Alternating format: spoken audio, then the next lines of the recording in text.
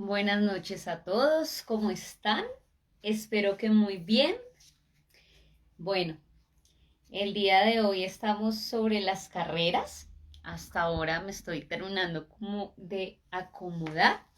Vamos a esperar que tengamos hoy audiencia. Lastimosamente, entre carrera y carrera no me fue posible publicar el póster del día de hoy, pero bueno.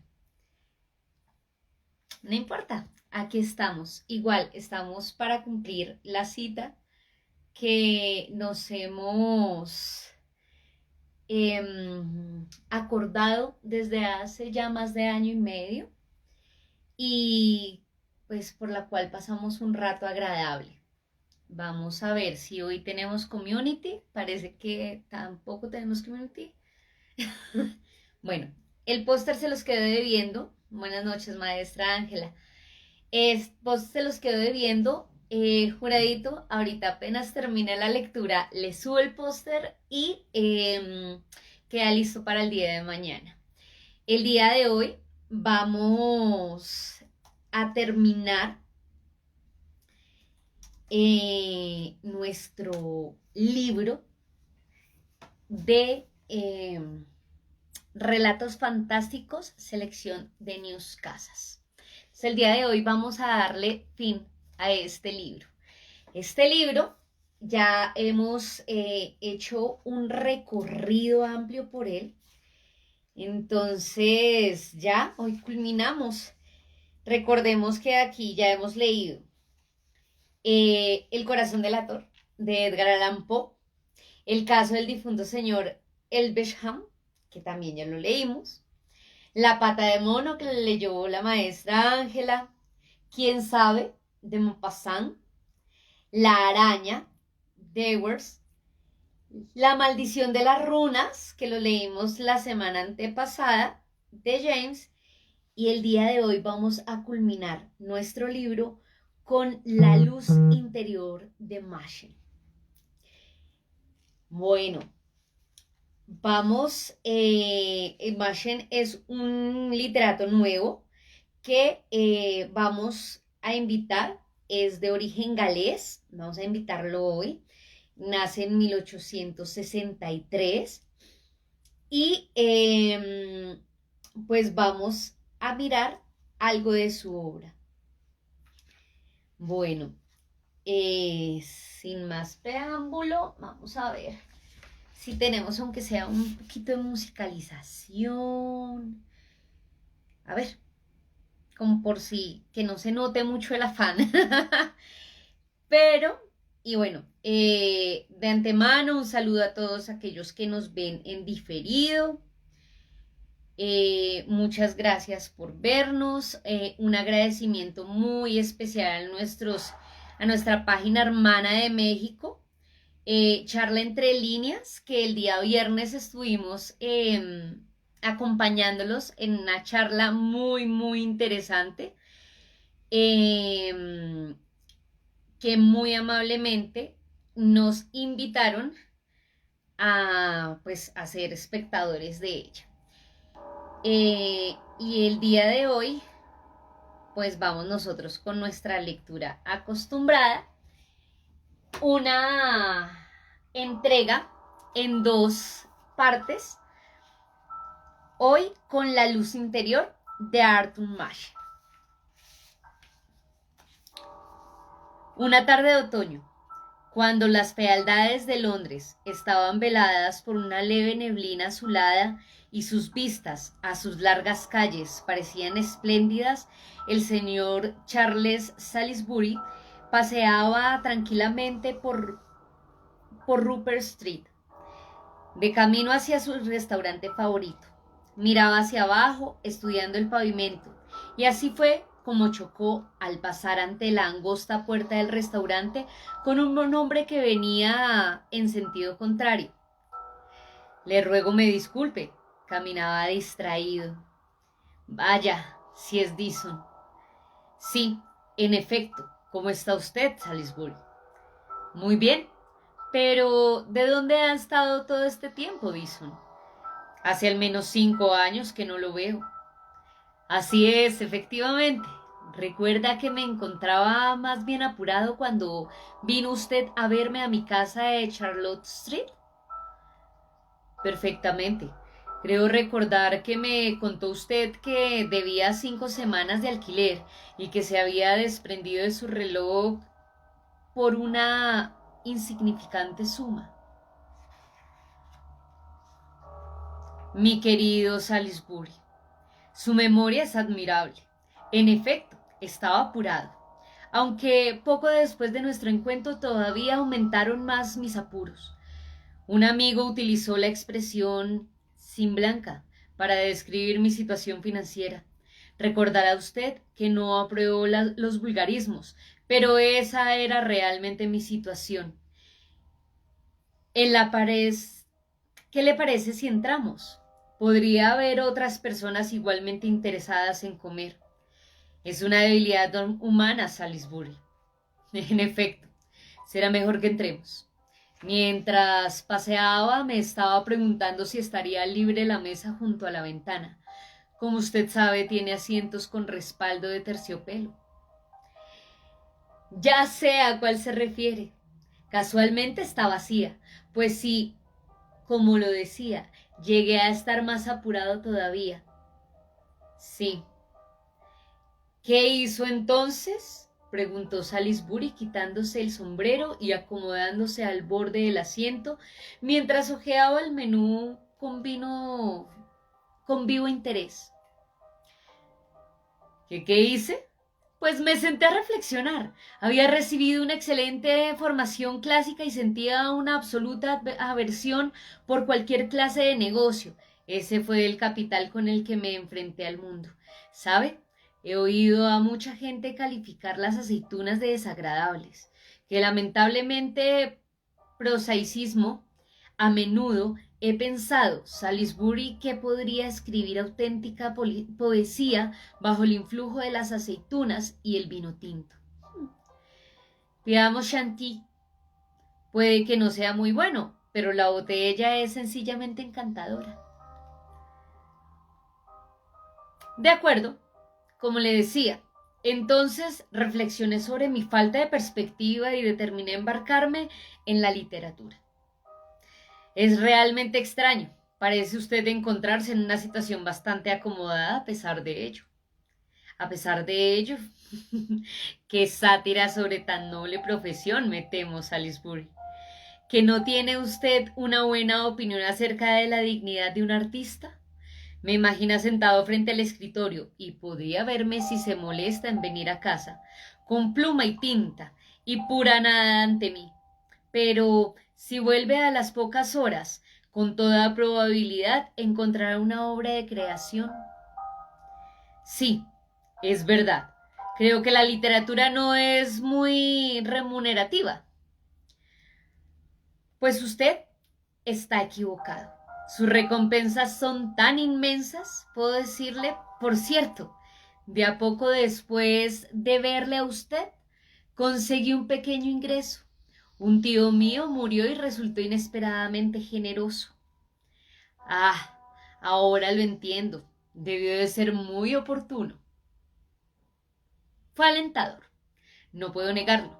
Siempre lo consideré como una aportación para mis investigaciones.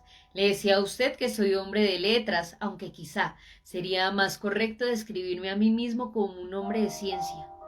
Mi querido Dyson, verdaderamente ha cambiado usted mucho en los últimos años. Creería que era usted una especie de ciudadano ocioso, el tipo de hombre que puede encontrarse uno en la acera norte de Piccadilly de mayo a julio.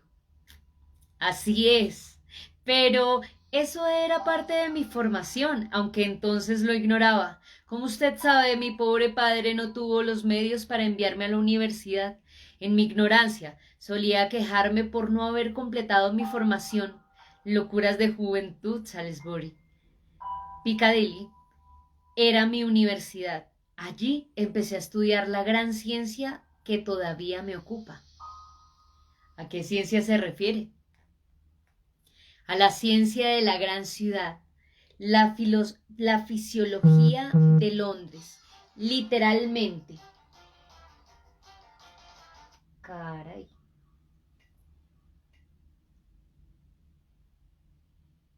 Literalmente.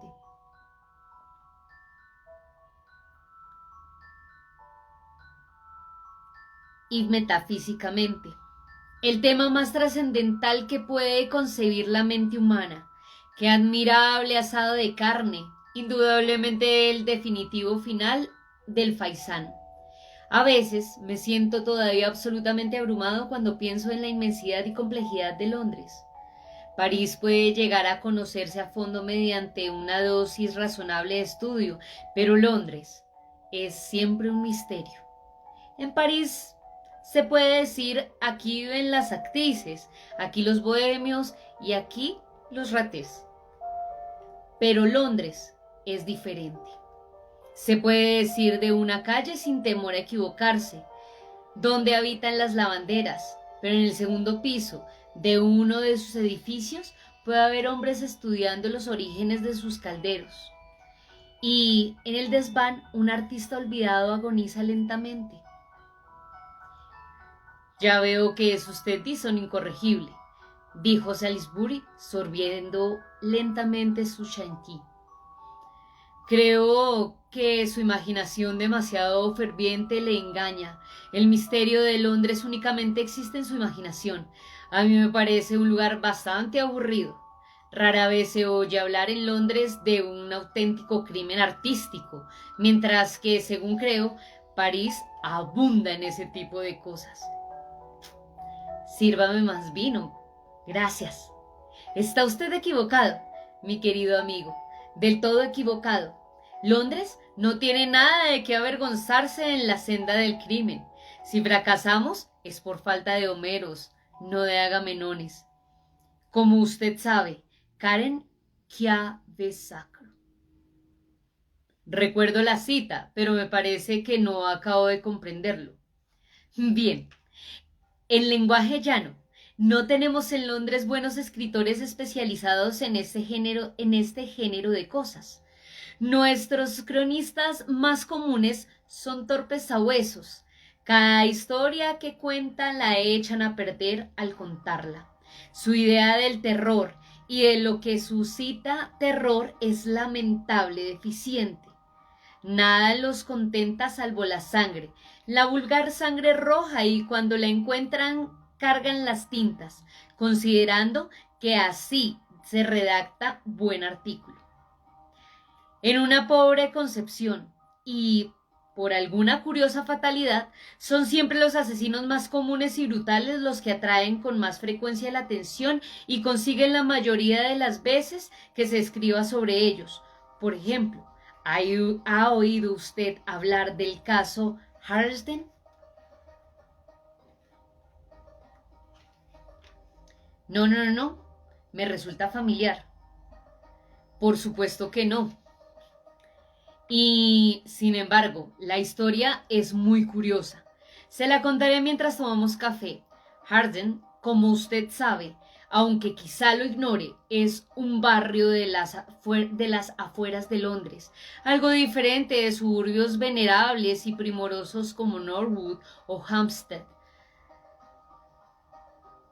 tan diferentes entre sí.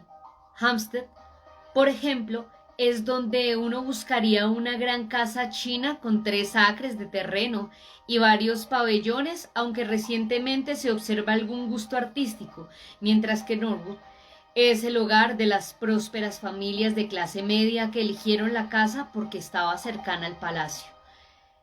Y 6 meses después se hartaron del palacio.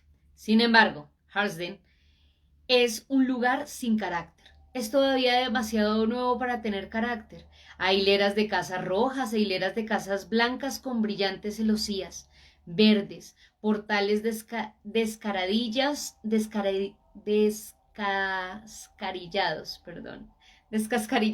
y pequeños patios traseros a los que llaman jardines. Unos pocos techudos y de repente cuando uno se cree a punto de captar la fisionomía del lugar, todo se desvanece. ¿Qué diablos significa eso? Supongo que las cosas no se desplomarán ante nuestros ojos. Bueno, no es eso exactamente, pero como entidad, Harlesden desaparece. Sus calles se convierten en silenciosas callejuelas, sus alternativas casas en olmos y los jardines traseros en verdes praderas. Se pasa repentinamente de la ciudad al campo. No hay transición como en una pequeña población rural, ni suaves gradaciones de césped y árboles frutales con una densidad paulatinamente menor de casas, sino una brusca interrupción. Creo que la mayor parte de la gente que vive allí cabe en la City. En más de una ocasión he visto un autobús repleto dirigiéndose hacia allá, pero como quiera que sea, no puedo concebir una soledad mayor a un desierto a medianoche que la que allí existe a mediodía. Parece una ciudad muerta. Las calles refulgen y en su desolación y al pasar descubre uno repentinamente que también ellas son parte de Londres. Hace 1 o 2 años vivía allí un médico. Había instalado su placa metálica y su lámpara roja en el extremo de una de esas calles relucientes y a espaldas de la casa los campos se extendían a lo lejos hacia el norte. Desconozco la causa por la que se estableció en un lugar tan apartado.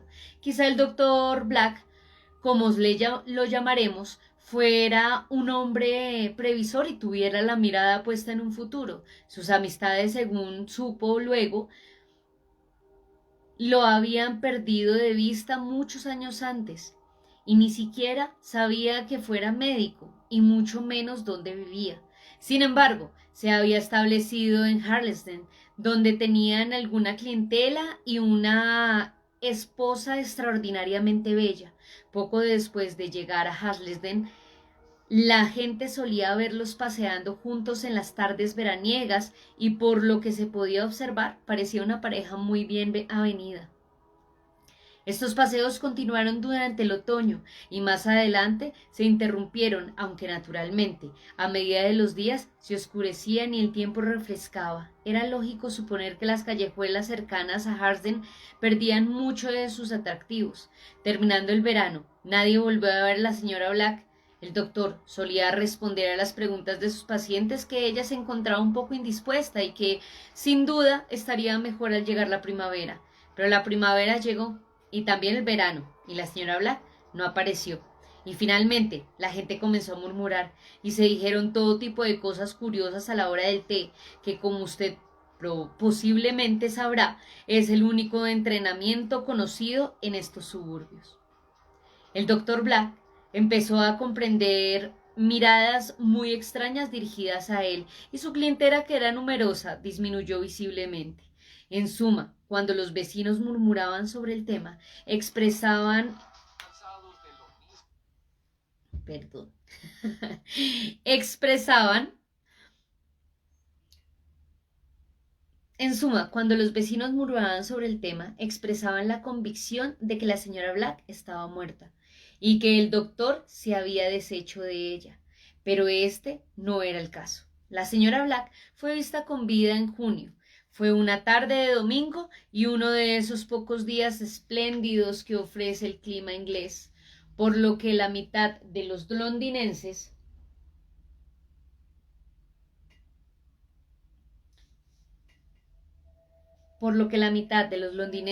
se había extraviado por los campos, en todas direcciones, para aspirar el perfume del florido mayo y comprobar si habían florecido ya las rosas silvestres en los setos. Aquella mañana salí temprano para dar un largo paseo, y cuando iba de regreso a casa, fui a parar al mismo Harlesden del que hemos estado hablando. Tomé una jarra de cerveza en el General Gordon, el establecimiento de moda de la vecindad, y mientras deambulaba sin objeto, vi un boquete extraordinariamente tentador en un cercado de arbustos y extendí a explorar el prado. Después de caminar por la infernal gravilla esparcida por las aceras suburbanas, la suave hierba resulta muy agradable de pisar, así que, tras pasear un buen rato, pensé que sería una buena idea sentarme en un banco y fumarme un cigarrillo. Al sacar la petaca, miré hacia las casas y según miraba, sentí que se cortaba la respiración y que mis dientes empezaban a castañear, y el bastón que llevaba en una mano se partió en dos del apretón que le di. Fue como si una corriente eléctrica me bajara por el espinazo y sin embargo, durante algún tiempo, que me pareció largo, aunque debió de ser muy corto, me contuve preguntándome qué diablos ocurría. Entonces comprendí lo que había hecho estremecer mi corazón y había helado mis huesos de angustia. Al mirar en dirección a la última casa de la manzana frente a mí, en la corta fracción de un segundo, había visto un rostro en una de las ventanas superiores de la casa. Era un rostro de mujer y, sin embargo, no era humano. Usted y yo, Salisbury, hemos oído hablar en nuestra época, cuando nos sentábamos en los bancos de la iglesia al sobrio estilo inglés, de una de las concupiscencias que no puede saciarse y de un fuego inextinguible. Pero ni uno ni otro teníamos la menor idea de lo que esas palabras querían decir. Espero que usted nunca la tenga, pues yo, al ver esa cara en la ventana, con cielo azul sobre mí y el cálido viento acariciándome a ráfagas, comprendí que había penetrado en otro mundo.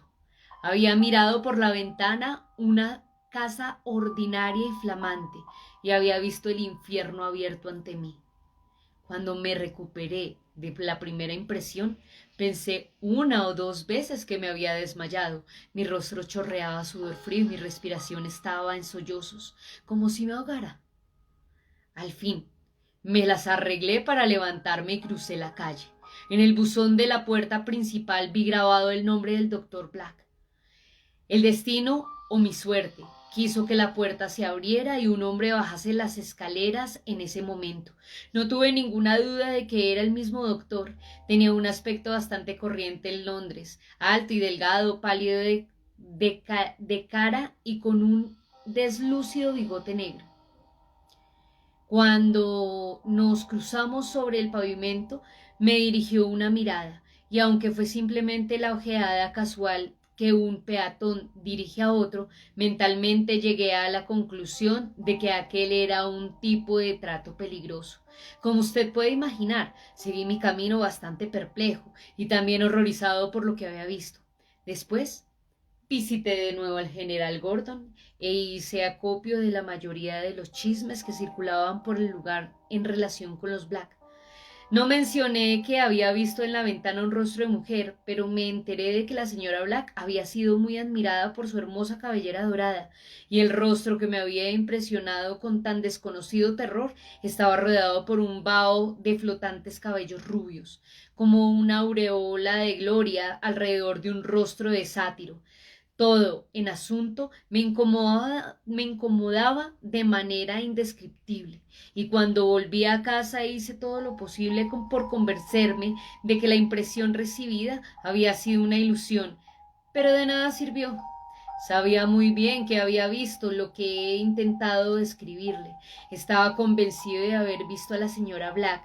Además, estaban los chismes del lugar, la sospecha de juego sucio, que sabía que era falsa, y mi propia convicción de que existía alguna maldad fatal o cualquier otra anomalía en esa casa de color rojo chillón de la esquina de Devon Road. ¿Cómo construir una teoría razonable con estos dos elementos? En resumen, me encontraba inmerso en un mundo de misterio.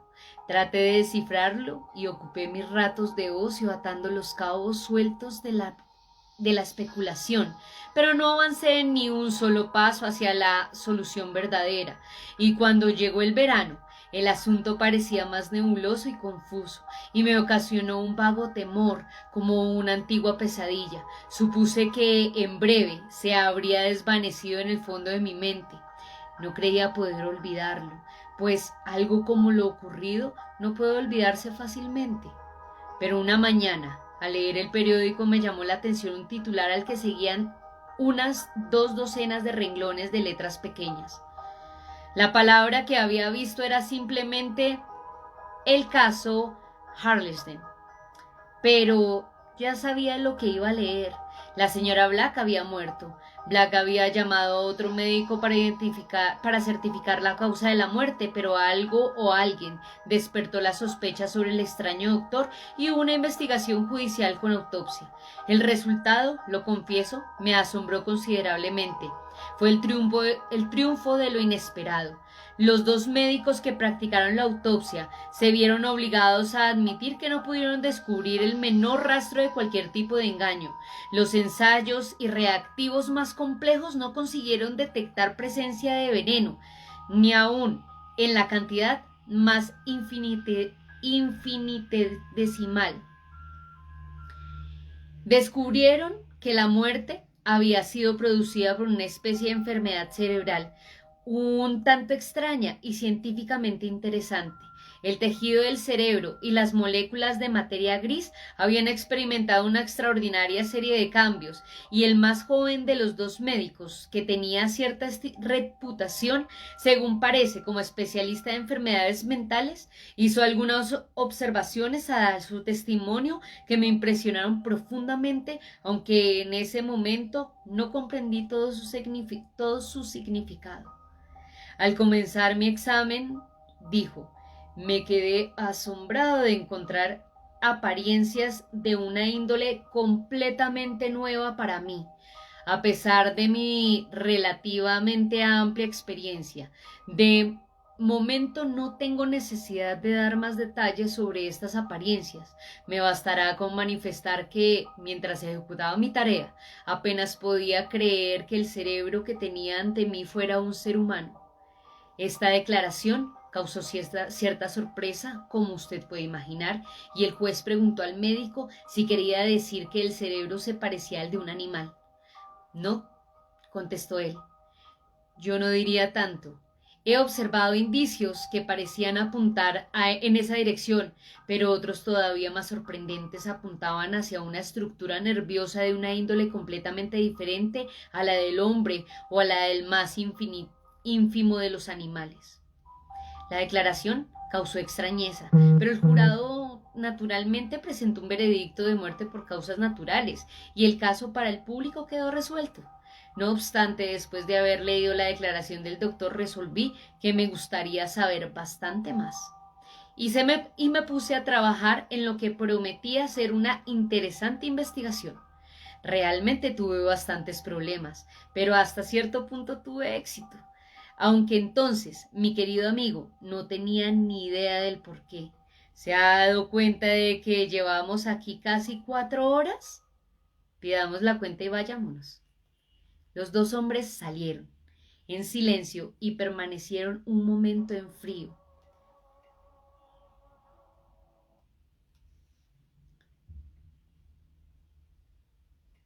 En frío ambiente, viendo pasar frente a ellos el apresurado tráfico de Coventry Street, en el que se confundían las estridentes bocinas de los cabrioles y los gritos de los vendedores, de periódicos, el estrépito y el bullicio de la calle sofocaba una y otra vez el intenso murmullo lejano de Londres. Es un caso extraño, ¿no es cierto?, dijo Dyson finalmente. ¿Qué opina usted? Todavía no he leído el final, querido amigo, por tanto me reservaré la opinión. ¿Cuándo me contará el resto? Venga a verme alguna tarde. El jueves próximo, por ejemplo. Aquí tiene mi dirección. Buenas noches. Ahora me gustaría ir a Strand. Dyson llamó un cabriol y Salisbury se encaminó hacia el norte en dirección a su casa. Bueno, yo creo que vamos a dejar la segunda parte de esta cita para el día de mañana, para nuestro próximo encuentro entre Dyson y Salisbury. ¿Qué les parece? Maestro Isidro, buenas noches. Hermanito, qué gusto que nos acompañes. Adriana, buena noche. Maestro Jorge, muchísimas gracias por acompañarnos. Bueno, mañana continuaremos con la segunda parte de nuestra cita.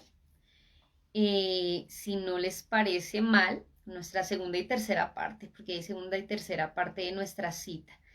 De pronto mañana es un poco más extenso, pero les prometo que vale la pena. Por hoy nos despedimos y nos veremos nuevamente mañana.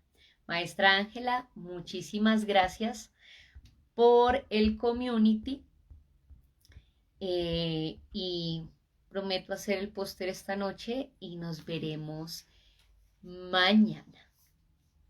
Chao.